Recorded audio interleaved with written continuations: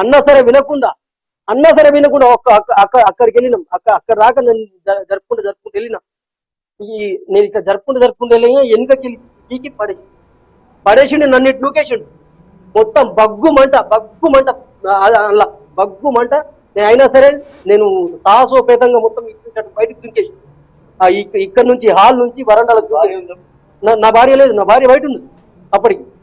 నా భార్యను పంపించేసిన. అద్దు, ఇది పెట్రోల్ సంబంధించిన విషయం. అద్దు, మా తమ్ముని కూడా పంపించేసిన. మా తమ్ముని పంపించేసిన నేను చూడొచ్చు ఎంత దారుణమైన పరిస్థితి. తన ఆవేదన ఎంత ఘోరంగా చెప్తుందంటే, పెట్రోల్ తీసుకొచ్చి ఎంతసేపు కాళ్ళు పట్టుకున్నా ఆపకుండా కూడా తను బయటకు వెళ్ళిపోయి నిప్పు పెట్టిన సందర్భంలో కూడా మొత్తం చూడొచ్చు, మొత్తం ఊరు తిరిగి వచ్చింది. ఊరే వీళ్ళింటికి వచ్చింది. ఎందుకంటే ఇంత పెద్ద ఘాతకానికి పాల్పడిన సందర్భంలో వీళ్ళంతా కూడా మహిళలు ఒకసారి మాట్లాడించే ప్రయత్నం. ఎందుకమ్మా అంత అప్పటికే నువ్వు కాళ్ళు పట్టుకుని బతిలాను, మంట పెట్టేసిన అప్పటికే? నేను కాళ్ళు పట్టుకొని బయట లోపలికి వచ్చి అన్నాని కాళ్ళ మీద పడతా, నేను ఇప్పిస్తా పైసలు, నేను తాళం పన్న నేను నీకు కడతా అన్నా.